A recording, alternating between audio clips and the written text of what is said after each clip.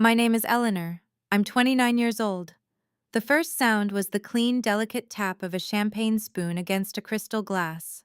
It sliced straight through the soft jazz, the low dinner chatter, the little clinks of silverware and stemware, so neatly that half the room paused before they even knew why. Forks stopped halfway up. Conversations thinned. A waiter near the bar turned his head. White roses ran down the center of every table. The room smelled like buttered rolls, seared steak, polished wood, and that powdery sweet scent fresh lilies leave in the air when there are too many of them in one place. My mother-in-law, Patricia, was standing at the front of the room with one manicured hand around a champagne flute and the other resting lightly against the microphone stand, like she had been born knowing exactly how to hold a room. She wore pale blue silk, diamond studs, a smile that looked gracious from across the room and venomous if you knew where to look. And she was not looking at me. She was looking at my parents. My mother's fingers stopped around her little black purse.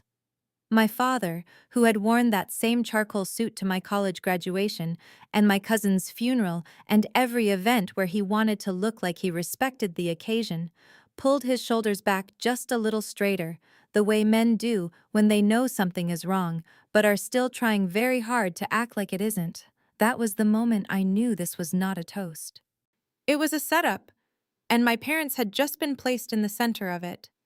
The event was my rehearsal dinner, Willow Crest Country Club, just outside Naperville, Illinois. One of those suburban places built to look effortless and expensive at the same time. Cream walls, gold sconces, heavy drapes, waiters in black vests, a string trio near the bar turning songs nobody listened to at home into quiet little background music for people who liked to think elegance could be purchased by the hour. Patricia loved that room. Of course she did. Rooms like that made everybody behave. They made people lower their voices, fix their posture, laugh at the right volume, and confuse manners with character. They made cruelty easier to disguise because the lighting was flattering and the napkins were folded into something decorative. My fiancé, Ed Daniel, was 2 chairs down from me at the head table. His tie was loosened half an inch. His smile already had that tired, stretched look people get after a day full of family photos and handshakes and pretending nobody is more difficult than they are. He followed his mother's gaze, then looked at me. Just one glance. Just long enough for me to see he felt it too. Something shifting, something bad. But Daniel had spent 34 years learning to hesitate around Patricia. I had only spent 2 learning what hesitation costs. My parents, Ron and Denise Carter, were seated near the center of the room because I had insisted on it. I did not want them tucked off against a wall while Patricia's country club friends got the better sightlines and easier access to the bar. My mother had bought a navy dress 3 weeks earlier after trying on 6 at Kohl's and texting me mirror pictures from the dressing room asking, "Too much, too plain, too dark?" My father had gotten a haircut at the little barber shop next to the Walgreens by their house and shaved twice because he was worried about looking rough in pictures. They had driven in from Joliet that afternoon with a wrapped gift in the back seat. A wooden recipe box my father had sanded smooth by hand. My mother had filled it with index cards covered in her neat blue handwriting. Family recipes, real ones. The baked ziti everyone asked for at Christmas. The casserole that got us through 3 Illinois winters and 2 bad money years. Her peach cobbler. My grandmother's chicken soup. The things that actually mean something when people love you for real. Not one person from Daniel's side had brought anything half that thoughtful. But thoughtful did not impress Patricia. Only impressive things impressed Patricia. I knew her pattern by then. She never yelled. That would have made her too easy to identify. She never said ugly things in ugly ways. She said them in a soft voice with a hand on your arm. She said them with a smile. She said them in polished sentences that gave her room to backpedal if anyone objected. At our engagement brunch, she had looked at my mother's shoes and said, "I love a practical heel, especially when someone isn't used to formal events." At Christmas, she put my parents at the far end of the room and called it keeping things simple for parking.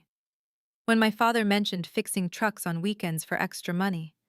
Patricia laughed lightly and told one of her friends, Ron is one of those men who truly still believes in working with his hands.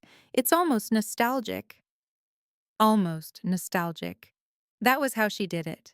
She never called you small. She just framed you as quaint, manageable, lower, but in a way she could still call complimentary if anybody pushed back. For months, I kept smoothing over those moments.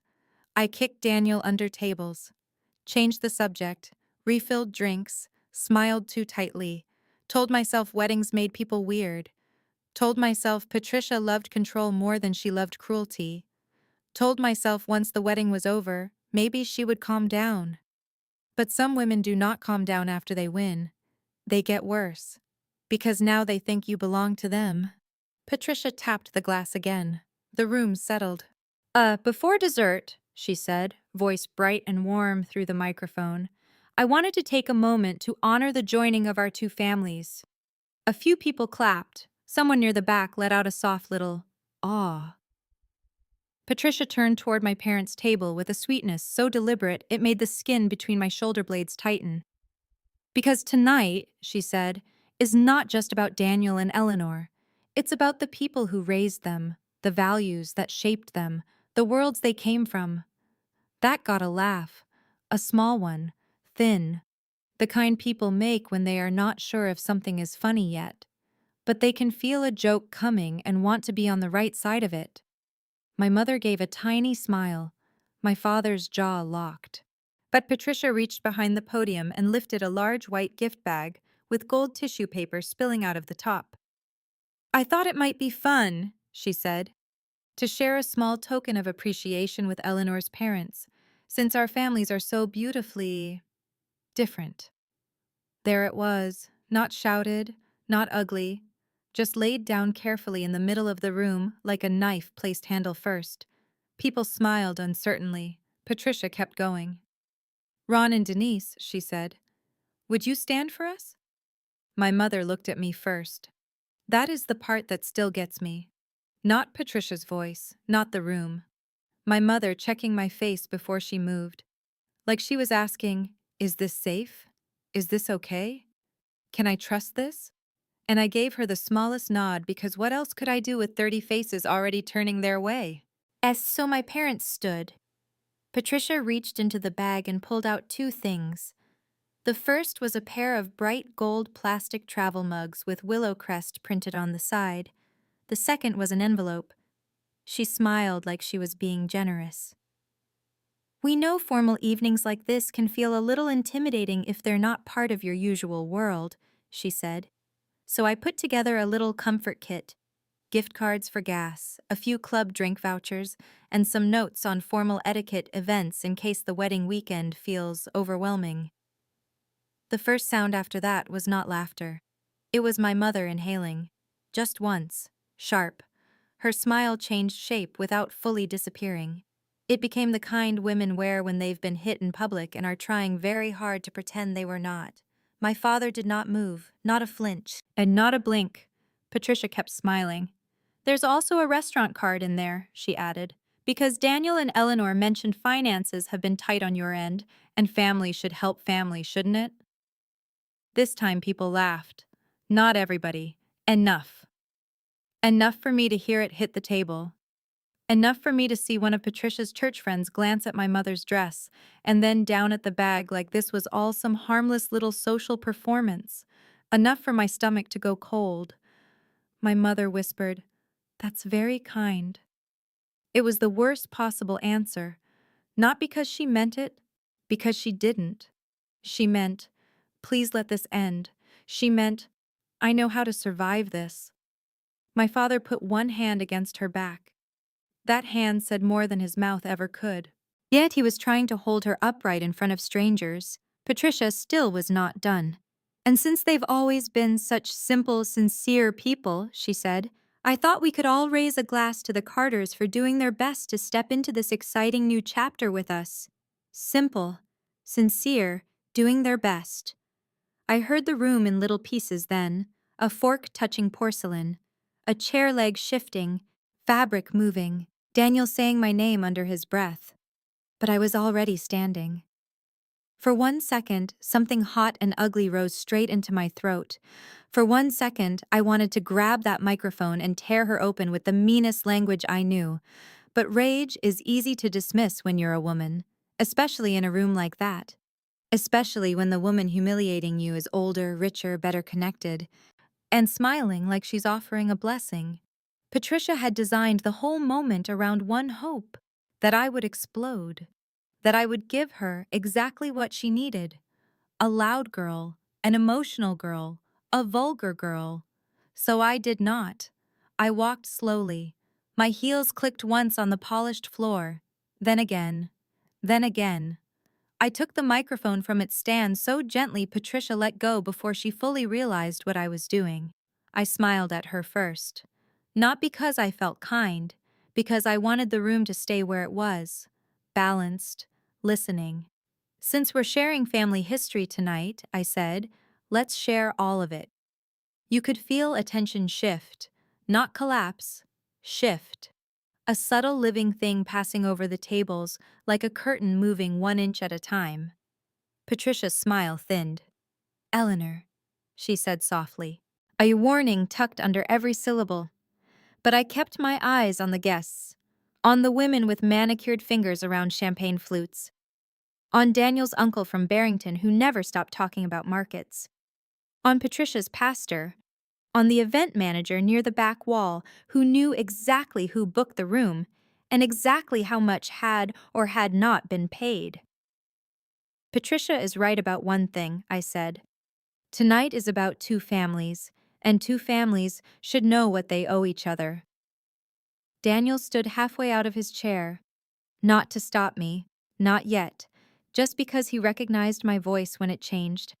I turned toward my parents. My mother had sunk back into her chair, the gift bag still sitting on the table in front of her like evidence. My father looked furious now, but not at Patricia, at himself. That nearly broke me. Because good men raised without status will blame themselves for insults rich people engineer on purpose. I looked back at the room. 3 years ago, I said, Daniel's father almost lost the dealership. Patricia made a short sound, a laugh with no humor in it. That is not appropriate. Neither was this, I said, tapping the gift bag once with one finger. Nobody laughed. I kept going. The tax issue hit in September. There were payroll problems, 2 vendor disputes, a lien threat. The bank wanted documentation by Monday. Daniel knows that, Frank knows that, Patricia knows that. I looked toward my father-in-law, Frank. He was sitting at the corner table, face flushed, staring into his drink, like maybe if he didn't move, reality would pass him by. He didn't deny it. Didn't even look up. There was a weekend, I said, when Daniel's family thought they might lose everything that mattered to them publicly. Not the house, not the memberships, not even the business first, the image, the story they told other people about themselves. Patricia stepped closer. Eleanor, she said sharply, you are embarrassing everyone. No, I said. You did that. I'm just being more specific. My hand was steady. I was proud of that later. In the moment, all I could think was, do not cry in front of her. Do not let her rewrite your face. My father, I said, spent 19 years as a fleet maintenance supervisor before he started his own repair shop with money he saved one weekend at a time. He knows trucks. He knows books. He knows how to spot where a business is bleeding because he has had to save his own more than once. I looked at my dad. Something changed in his face. Just a little, like he was being returned to himself. When Frank asked Daniel for help, I said, Daniel came to me. We were already engaged by then. He was scared. He should have been. A lot of people would have run. Daniel swallowed, still standing, still silent. I loved him for standing. I hated him for how long it took. So my father took 2 days off from his own shop, I said.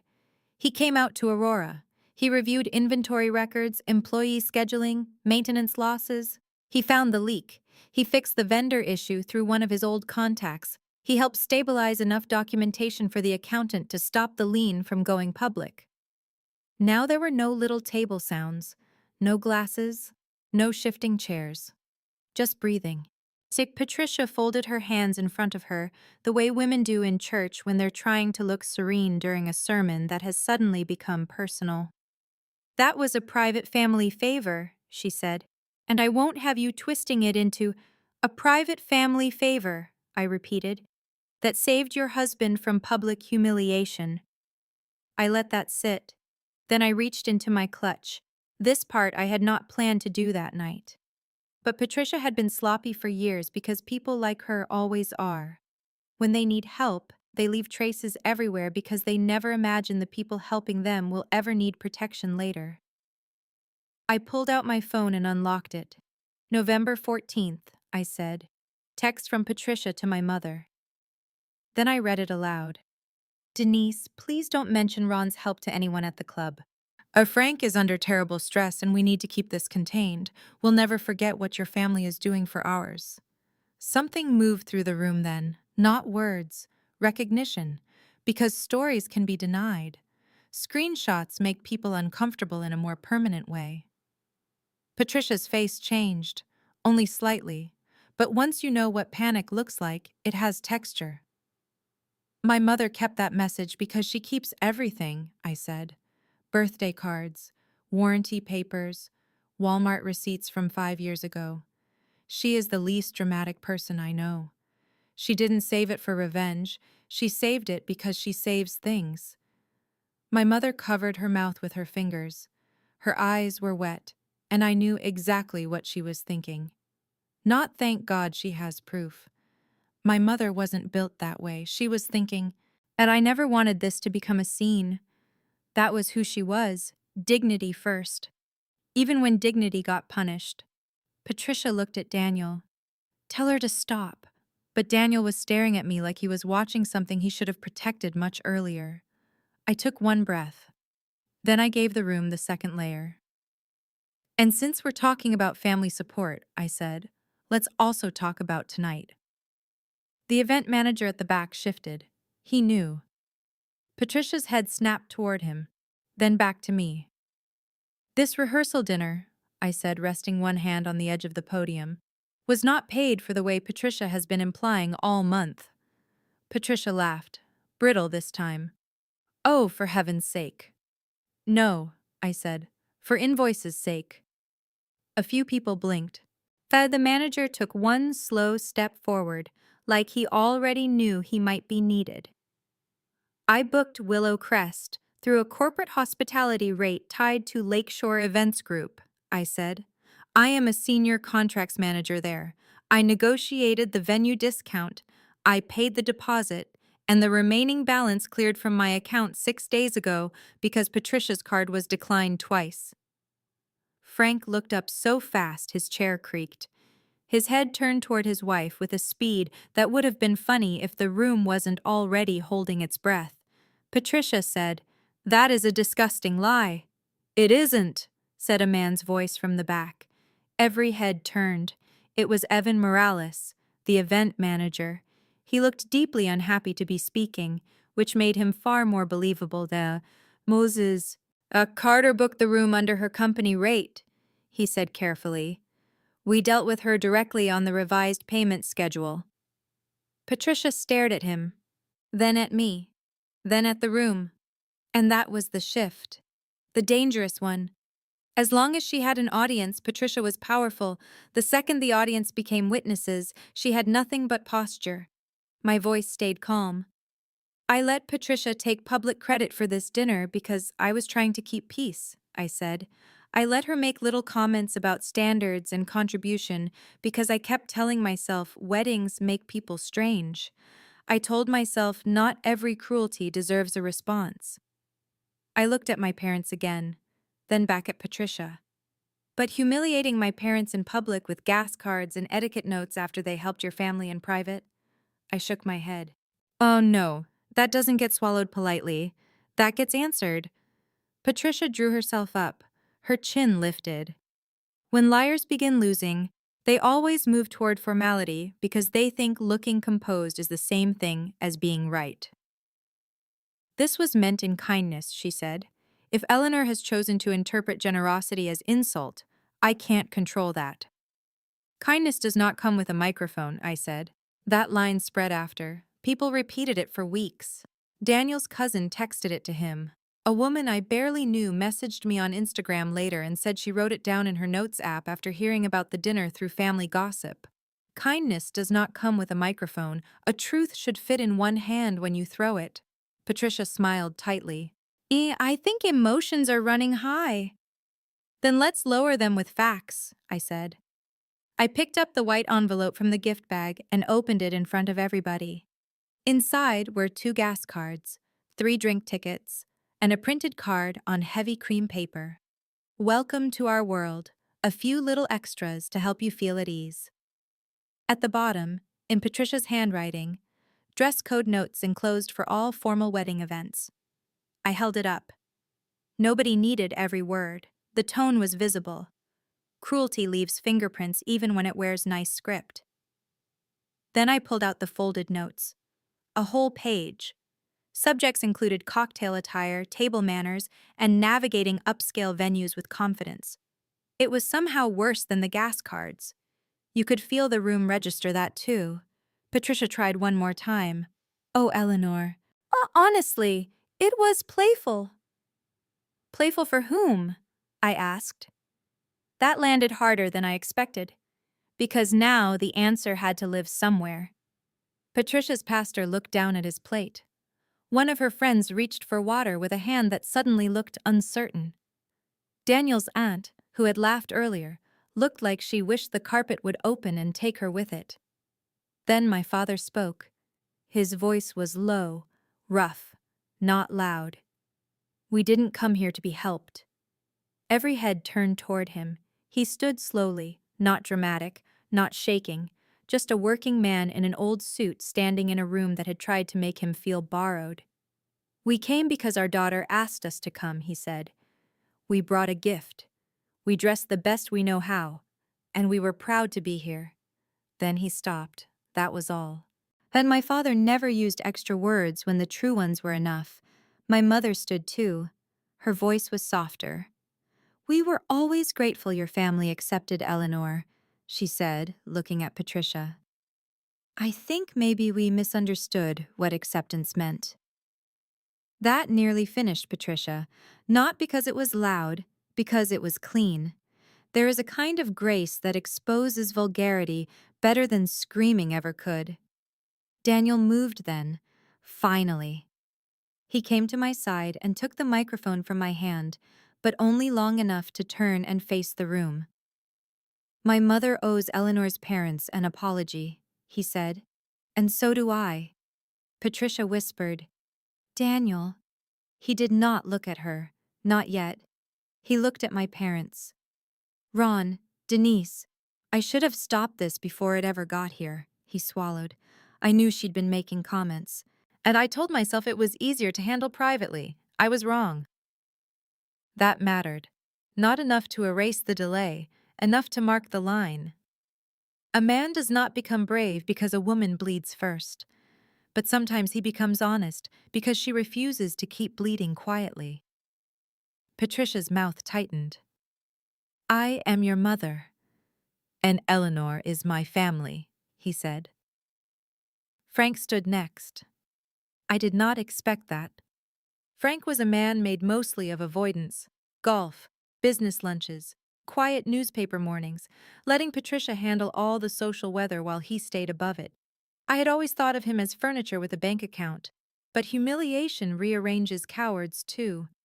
Patricia, he said, voice low, this is enough. She turned on him with a look so naked it almost looked like fear. You knew they wouldn't understand the joke. He stared at her, then made the mistake that ended her. It wasn't a joke. He said it plainly, which meant everyone believed him. For half a second, Patricia looked exposed in a way silk cannot fix. She made one last attempt. These people are being unbelievably sensitive, she said. I was trying to include them.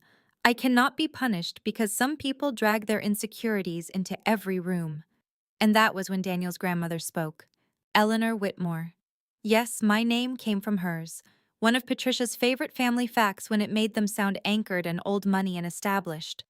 Grandmother Whitmore was 81, dove gray suit, perfect posture.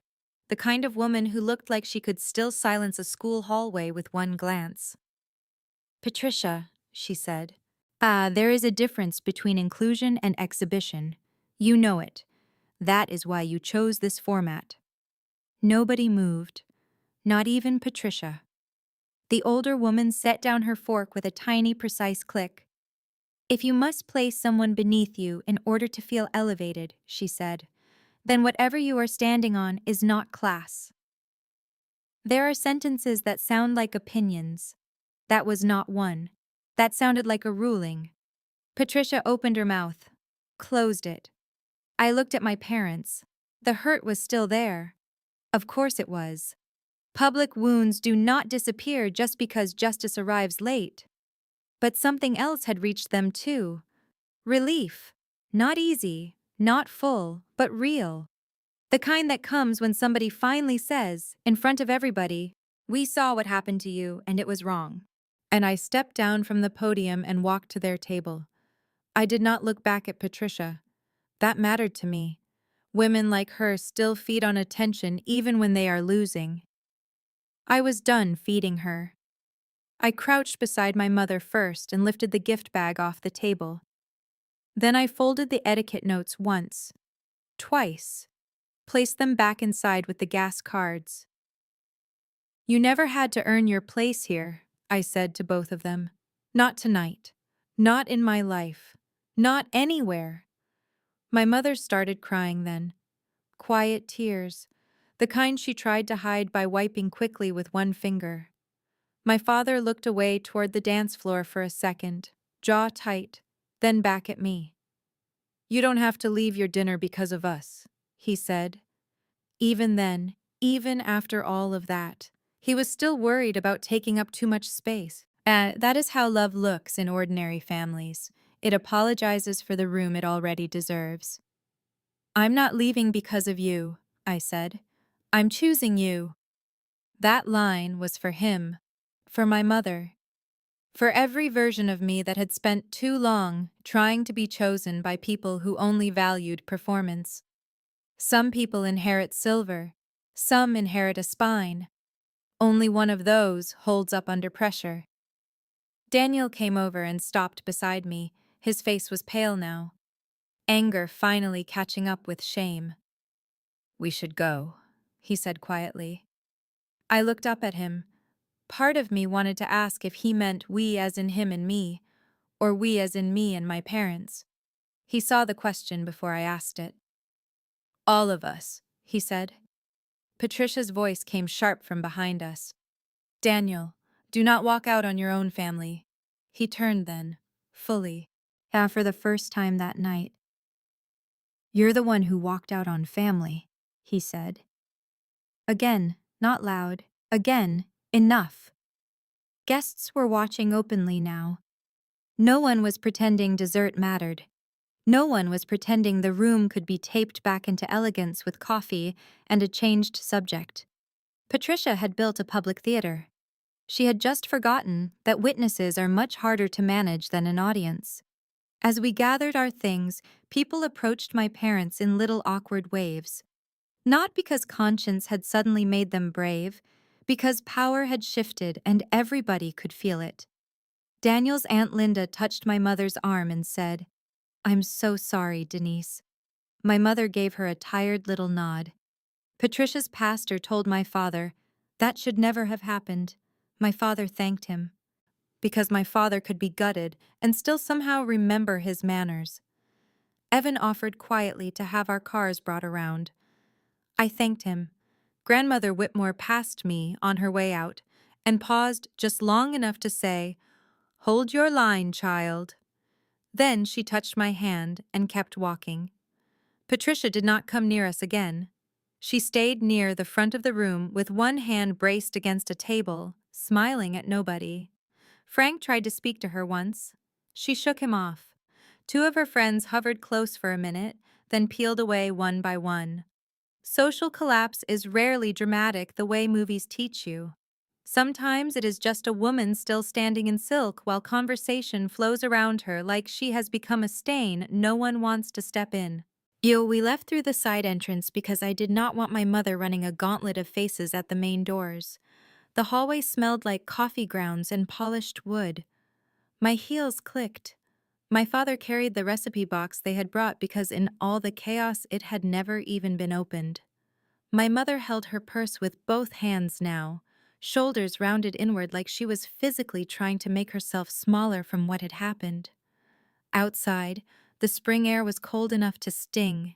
It felt honest. Valets moved quickly under yellow lights. Somewhere in the distance a train horn sounded, faint and lonely across the dark.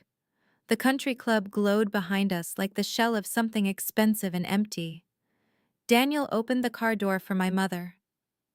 She looked at him for a long moment before getting in. Not cruelly. And not warmly either, just with the measured expression of a woman updating her understanding of a man in real time. I slid into the back seat beside her. My father took the front. Daniel drove. Nobody spoke for the first 10 minutes. We passed closed storefronts, a glowing Starbucks sign by a turn lane, then a 24-hour Walgreens. A dark DMV office I remembered sitting in for hours when I changed my address after moving in with Daniel. Ordinary places. American places. The kind that keep existing no matter what fancy room just tried to break your heart. At a red light, my mother finally said, "I'm sorry." I turned and stared at her. "For what?" "For your dinner." That nearly finished me. Not Patricia. Not even the humiliation. The damage.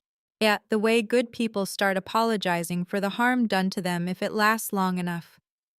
"Mom," I said, "please don't apologize for being mistreated." She nodded once and turned toward the window. My father spoke without looking back. "You shouldn't have had to do that alone." Daniel's hands tightened on the steering wheel. "You're right," he said. My father let that sit. Then he said, "If you marry my daughter, you do not freeze when somebody comes for her, not even your mother." Daniel nodded. "I know." That was one of the few moments that night I believed he actually did. Not because he said it beautifully, because it sounded ugly coming out of him. Real apologies usually do. Instead of taking my parents back to their hotel, I asked Daniel to drive to their house in Joliet. My mother protested, said it was too far. Yeah, I said it was too late, said we all needed rest before the wedding. But I knew better. You do not send wounded people back to a hotel room with minibar lights and hotel silence after something like that. You take them somewhere that smells like home. Their kitchen was warm when we got there. My mother still kept a little ceramic lamp glowing over the sink at night. The room smelled like coffee grounds, dish soap, and the lemon loaf she had baked that morning for brunch the next day. There were magnets on the refrigerator, bills clipped under a notepad, a Walmart receipt near the fruit bowl. Normal life everywhere. I sat at their kitchen table in my rehearsal dinner dress while my mother reheated leftover chicken casserole and my father made coffee at almost midnight because in his world coffee was for stress, not time. And Daniel stood by the doorway for a while like he didn't know if he was allowed fully inside. That was fair. Finally, my mother said, "Sit down if you're staying." So he sat. We ate off paper plates because my mother said she was not doing dishes in satin sleeves. That got one short, tired laugh out of my father. It helped. We did not talk about Patricia first. That is another thing people do not tell you. Ordinary conversation can be sacred after humiliation. It tells your body the world is still intact somewhere. So we talked about stupid things. The drive, the florist, my cousin Tessa forgetting her shoes one Thanksgiving, my father complaining again about HOA letters, and a basketball hoop somebody once left in the driveway too long. For 20 minutes, we gave our nervous systems something softer to hold. Eventually, it came back around. It had to. Daniel looked at my parents and said, "I should have stopped her months ago." My father stirred sugar into his coffee. Yes. No cushioning, no rescue, just yes. Daniel nodded once. I kept thinking if I handled her privately, it wouldn't get bigger. My mother asked, "Did it work?" He looked down. "No." She nodded. Then private was serving the wrong person. My mother was gentle by nature. People always confuse gentle with weak. They are not the same thing. A soft-spoken woman can still hand you a sentence that lives in your ribs for years. I spent the night there in my old bedroom. Daniel went back to our condo alone. That was my choice. I loved him. I was furious. Both things fit in the same body.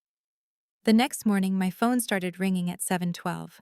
First my maid of honor, then Daniel's cousin Megan, then Linda, then a woman from Patricia's church whose name I barely knew saying she was heartsick over last night.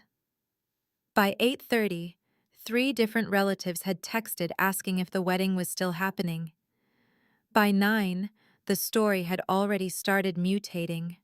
Some people said Patricia publicly called my parents poor. Some said she mocked their jobs. One person claimed she tried to hand my mother cash in front of the room. That part was false. Everything else was close enough. Public humiliation does not belong to the original speaker for very long. It becomes community property. That frightened Patricia more than morality ever could. Not the truth, the circulation. Around 10, I got a voicemail from Frank. He sounded older. Tori? Then he corrected himself because he was flustered. Eleanor, I'm sorry. There's no excuse. I've asked Patricia to call your parents directly. She refuses. I'm trying to handle this. Handle this. Men like Frank always discover the limits of that phrase after the fire reaches their own shoes. At 11:30, Daniel came to my parents' house. He did not bring flowers. He did not bring some dramatic speech polished in the car. He brought coffee from the little diner on Jefferson. And a folder. That was smarter. Inside were copies of the venue invoices, payment receipts, and a printed screenshot of the text Patricia had sent my mother years earlier. He put everything on the kitchen table and said, "I don't want there to be confusion later about what happened or how." My father looked at the folder, then at him. "Yeah, that your legal mind waking up?" Daniel almost smiled. He was a real estate attorney. Deeds, closings, probate fights, contracts people assumed nobody would actually read. He trusted paper more than emotion. It was one of the reasons we had worked so well early on. He gave shape to chaos. I gave heat to stillness. It should have woken up sooner, he said. He had already canceled Patricia's brunch. He had also told his mother she was not welcome at the church until she apologized directly to my parents and to me. Patricia responded by accusing him of disloyalty, hysteria, and female manipulation, which would have been laughable if it weren't so ugly. Then she made her final mistake. Around 1 that afternoon, a mutual family friend forwarded me an email Patricia had sent to 12 guests. 12, not 1, not private. In it, Patricia claimed that I had misrepresented old business matters, and that my parents had always been treated with generosity but sometimes struggle with social insecurity. Social insecurity, even then, even after everything. She still could not stop turning cruelty into etiquette language because by then she was made of it. Daniel read the email at my parents' kitchen table and went still. Then he called her on speaker. She answered on the second ring. "Daniel, I'm in no mood for another lecture. You sent an email blaming Eleanor's parents. I sent context to people who deserve not to be lied to." My father reached over and turned up the volume.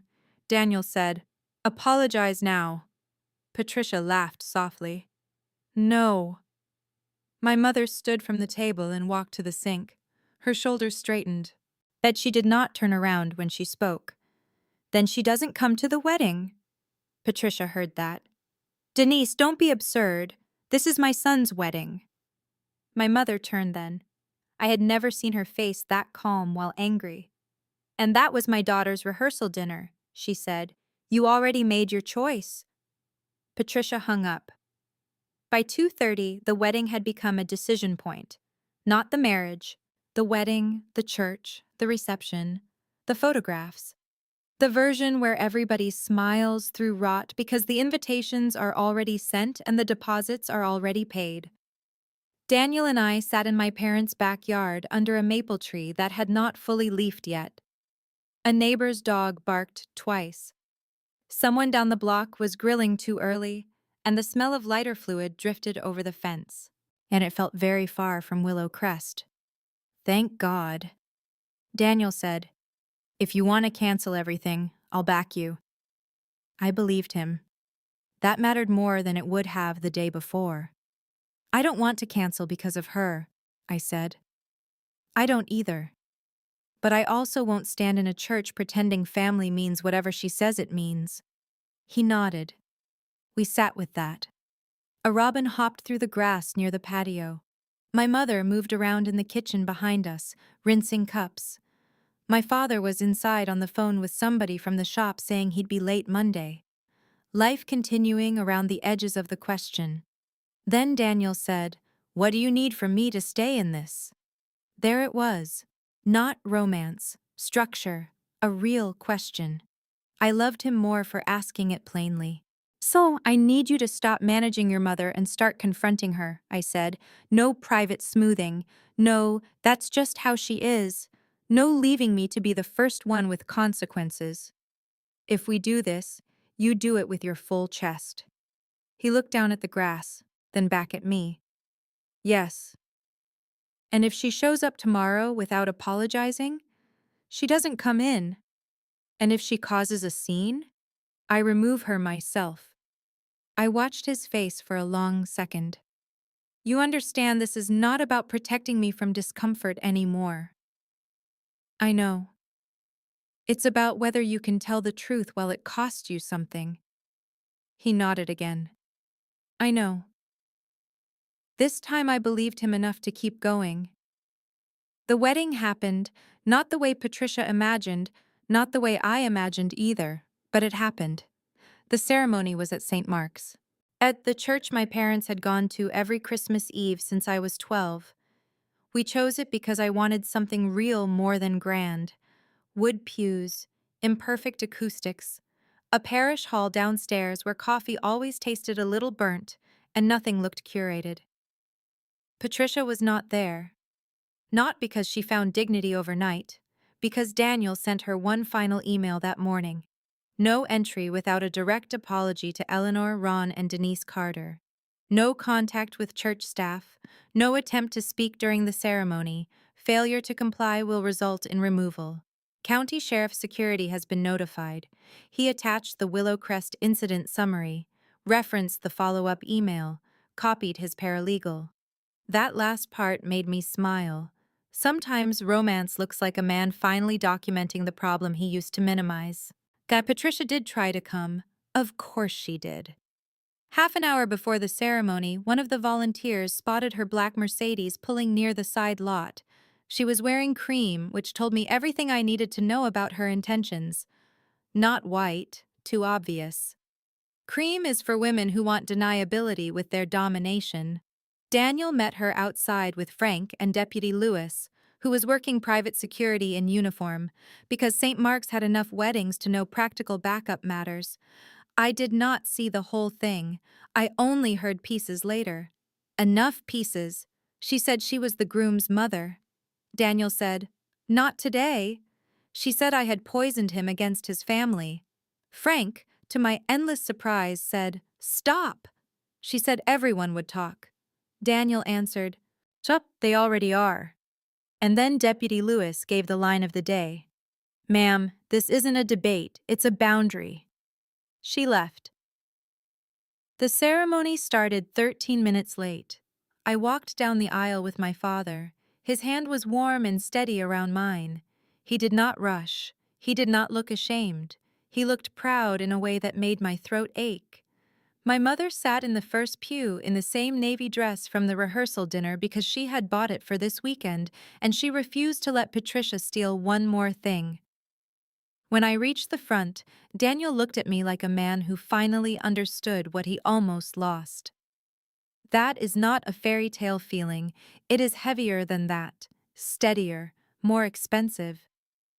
At the reception, there were no speeches from Patricia, no little performances. No surprises. Daniel's grandmother gave a toast instead. She stood with one hand around a water glass and said, "Marriage is not sustained by image. It is sustained by witness, by telling the truth about who stands with you when the room changes." Then she looked directly at my parents. "We are fortunate today to know exactly who has done that." My mother cried again, this time from relief. Frank crossed the room after dinner and apologized to my parents in a voice so low I could barely hear it over the band. He admitted he had let Patricia curate a moral reputation she had not earned. My father accepted the apology the way he accepted most things, without performance, without pretending trust could be rebuilt in a single moment. "You can be sorry," he said. "That doesn't make you innocent." Frank nodded. And because maybe the universe was feeling generous by then, the recipe box my parents had brought finally made it to the gift table. I opened it later that night in the bridal suite. Inside, tucked under the casserole recipe, was a small card in my mother's handwriting. "You were never too much for telling the truth. You were only too honest for people invested in the lie. Love, Mom." I still have that card, tucked into the back of the box with my marriage license copy and the county clerk receipt from when we requested the certified certificate. Paper calms me now, too. Paper means something happened outside memory. Paper refuses gaslighting. The aftermath lasted months. Patricia lost more than one dinner. Her church friends cooled first. Then 2 committee roles quietly disappeared. A fundraiser chair position went to somebody else. Willow Crest stopped letting her host informally without pre-approval after Evan filed his incident report with management. That part was not rumor. Daniel saw the correspondence later when Patricia tried to fight it through Frank's membership email. Her life did not collapse in flames. It narrowed. That felt right. Some consequences do not scream. They simply remove the stage. Daniel and I went to counseling. Again, not glamorous. Again, right. I told him I would not spend a marriage translating every silence he kept around his mother. He told me he had confused peacekeeping with goodness for most of his adult life because Patricia rewarded obedience and punished directness. Therapy did not magically fix everything. It taught us what truth cost. And it also taught us what evasion costs more. My parents started coming over every other Sunday. Sometimes we ordered takeout. Sometimes my dad brought over some ridiculous Craigslist table he insisted he could refinish in 10 minutes, which in his language meant 6 hours and sawdust everywhere. My mother sat at the kitchen island with tea and asked Daniel about closings and title disputes and courthouse messes, like she genuinely found them interesting. In a way, she did. Once you have watched paperwork save the truth, paperwork stops looking boring. Patricia tried twice more to force a reset. The first time she mailed a Christmas card. No apology inside. Just one line. "Families survive misunderstandings by refusing to dwell." I sent it back after reading that sentence through the envelope slit. The second time she showed up at our condo with a gift basket and tears.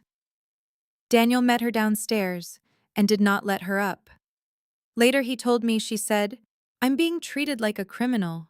And he answered, "No, you're being treated like someone who caused harm and refuses to name it." That sentence cost him. You could hear it, but it cost less than letting her back in unchanged. A year later, when we bought our first house, it was my parents who helped us move. Not with money, with labor. My father spent 7 hours patching a fence gate and muttering about previous owners. My mother labeled kitchen boxes and lined my cabinets with shelf paper I forgot to buy. Daniel's shoes got muddy, cardboard ripped. We ate pizza on the floor, surrounded by unopened bins, and laughed so hard at one point my stomach hurt. As that is another thing class never taught Patricia. A polished house is not the same thing as a safe one. A family photo is not the same thing as a family, and elegance without kindness is just decoration waiting to crack. I still think about the rehearsal dinner sometimes, about the smell of white roses, about the gold tissue paper, about my mother's hand tightening around her purse. For a while, those memories came back hot, then less hot, then clearer. Now, what I remember most is not Patricia's voice. It is the moment after. My father standing, my mother saying maybe we misunderstood what acceptance meant. Grandmother Whitmore saying if you must place someone beneath you to feel elevated, whatever you are standing on is not class. And my own voice, steadier than I felt, saying, I'm choosing you. That was the real turn. Not when Patricia faltered, not when the room shifted, when I stopped negotiating with cruelty just because it arrived well dressed. Some women inherit silence and call it grace. I learned to call it what it was: fear in better shoes. The last time I saw Patricia in person was about 18 months later at Frank's retirement luncheon. Smaller ballroom, hotel near Oak Brook. Not as grand, not as safe for her. She approached me by the coffee station while Daniel was talking to one of Frank's old partners. She looked older, not destroyed, just less certain of her own framing. I suppose you're satisfied, she said. I looked at her for a long moment, then said, no, satisfied would have required remorse. Her face hardened. For 1 second I watched the old instinct rise in her again. It's the urge to cut, to perform, to make me look emotional and her look measured. Then she noticed 2 women from her church standing 10 feet away, watching, listening. And she stopped. That was what she had really lost. Not money, not invitations, confidence in her audience. I left her standing there with untouched coffee in her hand. That felt complete enough. Later that same night, I ended up back at my parents' kitchen table for no special reason at all. My mother made tea. My father half-watched a baseball game with the sound low. Daniel was in the living room fixing something on their old lamp because he had become the kind of man who repaired things instead of stepping around them. There were takeout containers open on the table, a paper napkin tucked under my cup because my mother still worried about rings on wood. And I looked around that little kitchen, the scuffed floor, the magnets, the coupons, the fruit bowl, the stack of mail, and I understood something so clearly it almost felt physical. Patricia had tried to shame the wrong family in public. Because my parents had never needed her permission to belong anywhere, love was real. All she did that night was reveal what she mistook for class. Pearls, posture, audience control. None of it was dignity. None of it was power that could survive contact with truth. I walked into that banquet hall still trying to keep peace. I walked out understanding that peace without self-respect is just obedience in prettier packaging. And before I go any further, let me say this. If you have ever sat in a room and realized someone was trying to humiliate the people you love while calling it a joke, if you have ever watched Cruelty arrive wrapped like etiquette, if you have ever been told to stay calm so somebody else could stay comfortable, then you already know this story is not really about one dinner. It is about the moment you stop mistaking silence for grace. So if that hits somewhere personal, stay with me. And if you're listening right now thinking, yes, I know this kind of room, I know this kind of woman, I know this kind of damage, then subscribe, leave a like, and tell me in the comments what part of this story you felt in your chest first. Because sometimes the thing that keeps people sane is finding out they were not the only one in the room who knew something was wrong. What stays with me most is this. Not Patricia's face, not the gasp in the room, not even the microphone in my hand. It is my mother checking my face before she stood up, and me understanding in one sharp, irreversible second that if I let that moment pass quietly, I would spend the rest of my life teaching people how cheaply my parents could be treated in front of me. That was never going to be the lesson. Not anymore. Not after that. Not ever again.